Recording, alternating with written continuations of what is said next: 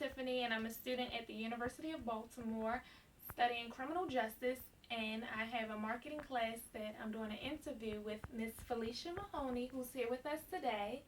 She is an author, and I have to interview an entrepreneur this week, so we will get started. Are you ready? Yes, I'm ready. Thank you for having me. Yes. Could you tell us a little bit about your business? Sure. My business is named Thomas Creations. The name I chose Thomas Creations because for me it's more of a way to get across to people a variety of different literature throughout. The main tagline of our company is bringing reading back to society. I am a publisher, marketing agent, and I also do a little bit of filming where I have done productions with Authors on the Rise, Girlfriend Circle, and a variety of other different shows. Okay. Could you tell me a little bit more about the entrepreneur before the business? I would like to focus on you as a person and how you got started. Sure. I was 10 at the time I decided to become a writer, and writing just came natural to me. Once I realized that I wanted more out of life than being a clinical care coordinator, I decided to venture back into writing because I did study journalism in school as well. I got married, I had children, and once the children started growing up, I realized that I wanted to pick my pen and paper back up and started publishing my books, like my book that I have here, which this book is called Girlfriend Circle, and I've written 10 other books after that. And I've also worked with the Dream Girls Youth Ministry, where I took 7 young ladies from becoming writers to actually getting to become published authors. So exactly before I messed up. No, keep I'm going. gonna edit the video though, so I'm sorry. That's okay. Was I okay? That was good. Okay. Keep going. Okay. So when you first got started with writing Mhm. and you went towards publishing companies, they said that your book was too vulgar originally. Originally, yes. The title of my first book was called Booty Parlor. So exactly how do you market your customers? Well, let's go back a little bit. The name of the book was called Booty Parlor, but it had nothing to do with booty, of course. And they wanted me to change the title. So what I decided to do was they gave me 14 days to come up with a new title. I decided to use the 14 days and start writing the book Girlfriend Circle because I had no interest in changing the title of the name of my book. The way that I actually started marketing my book was by word of mouth. Seeing that I started doing charity events, going out networking, just popping up, watching what other authors were doing, helped me know that this is how I wanted to market. And then I started advancing in market a lot faster than I anticipated. So the more that I went out and watched what other people were doing, I decided to step out the box, use a little bit of what they did, perfect it to what I enjoy doing by bringing people together. And the more I brought people together, it's the easier my sales became. That's nice. So who exactly is your target market? My target market is a variety of people. I don't limit myself because when I was at a marketing event once before, I learned from one of the vendors next to me that if you limit yourself, you're going to lose customers along the way. So it all depends on the actual event. Normally, my target market is women between the age of say of 18 to 75 or 80. To be honest with you, people who enjoy reading. But I've learned that I can also sell to men who are looking for Mother's Day gifts, men who are looking for Valentine's Day gifts. I take my books, I make book baskets, and they become my market. So it all depends on the month. Men are normally Valentine's Day and Mother's Day, and around that circumference, I use women to market to. How do you compete with society today, seeming as though not many people still read books, and if they do, they use a Kindle, a Nook, or it's more so social media? Interesting question. How I get people to come to me, what I personally do is I actually go to them and I bring something out in them. I bring women a wine and cheese event to their home in the comfort of their home where I let them tell me about themselves. And what I do is I take inserts from my book and I allow them to address some of the questions in my book. By the time I'm finished having them open up to me, they're really interested to see what the book is actually about. Now, at another vending event, another way that we got people to actually purchase my book was through my husband. What he decided to do was set up a table at a vending event that I was helping out at. I wasn't a vendor. And he had people walking by and he stopped them and asked them to read the insert and tell them, check out page 13 or check this out and check that out. And by the time they picked it up and started reading it, their interest grew and we sold out that day. So that's how I learned that once someone pick up the book, you just talk them into taking a look at just one page and it's normally catch their eye to purchase it. Are you a sole owner of your business? I am the sole owner of my business. I'm a sole proprietor. And why did you choose an at-home based business for a book?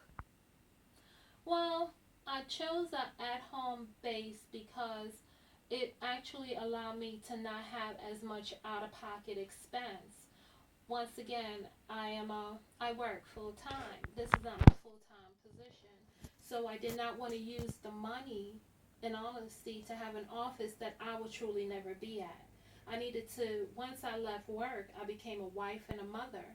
So I would come home, and once I finished taking care of home, that's when I was able to sit down and use my office in the basement or just upstairs and doing what I do and just be on my computer. I didn't need a large office. Most of my workers, we work from online. They punch in online. We communicate online. So there was no need for me to have a business because really reading again is not something people are doing as much as they used to. So no sense investing into something where I would lose money. Okay. And how has your business grown since you first began? Oh, my business has grown tremendously. I would say we're on the radar of 150%. We started out very small. I'm fortunate to have my printing office online as well. So my printing company works with me where I just print as needed. I don't need to have 1,000 books in the basement and sell out of there. So a lot of my production costs was cut, and a lot of cuts were made. To date, we've sold 7,150 books just by word of mouth, just by doing Authors on the Rise, just by doing Girlfriend Circle Talk Show, just by going out there and pushing the books. My husband take the books to people. He meet doing his business and he sells books and come back and tell me about people I need to meet. So we have grown tremendously, and I'm looking forward to our next step. Since you have developed your business further, is there something that you did in the beginning that you regret? Yes, I regret not going into journalism like I started to. I regret not being more conditioned like I am today. I regret not being as responsible as I could have been with my own career. I don't regret my choices in getting married. I don't regret my choices in my children, but I regret the fact that I never stepped outside of myself to say this should come first and then this should come second. But if I had to do it all over again, if I could just have my children and my husband, I would still make them my first, but I would not have sidebar myself as I have. Now, with this business being your second employment, would you ever be able to fully take it on as an entrepreneur? Yes, there's a day in my life where I have a vision, and my vision is wide. And there's a day that I know for a fact, if I really focus, that I could say, step back. We can take Thomas Creation full time and make it the only thing running and still be in a comfortable position. That's good. And my last question I have for you is, where's your business today and where do you see it going tomorrow? My business today, and that's a wide that's a wide range question. My business today is exactly where I want it to be. It's where we have, I would say, we have three employees. Three employees. They work on commission, um, and I see it expanding tremendously. I see me getting involved with different schools. We do plan to bring reading back to society in a way that's going to really shock a lot of people. Yes. And tomorrow? And tomorrow, I look forward to seeing the advancement of the business where we walk through doors and we become very noticeable. Okay, I did notice that you said that I gave you a vague question, and in my class, in the book that we're reading, All in a Startup, we try not to have too open-ended questions. We want direct answers. I see. I'm So, sorry. no, it was my fault. That's okay. So I would like to ask you just one more question, and that'll be Thanks. all. Was entrepreneurship the right route for you, being as though you are the publisher, the writer, and you also do your own like footwork of pushing your books forward and marketing them? You are almost a one woman business by having everyone else, your employees, being almost virtual. How do you do it? Well, if anybody who know me know I'm the H. How do you say it? I won't even go there with that thought. But I will say that with people who do know me, they know that I am one who is direct. I'm one that wants things a certain way, and I'm gonna have it the way that I want it. Period. The end. I do listen to people, but I like to push my ideas, and I know that's not always the right way. So I think entrepreneurship was a great avenue for me to take, first and foremost, because the publishing company just couldn't get me where I wanted to be. But I don't mind, I honestly don't mind being how it is today with me being the woman who's taking over and taking charge because that's just who I am. Okay. And lastly, as you mentioned before, you said that we will be able to find your information online. If you could just give us a brief description of where we can find you online or any social medias before we close out. Sure. You can find me on Twitter. I am Feleshia T. You can find me on Facebook, Thomas Creations or Authors on the Rise.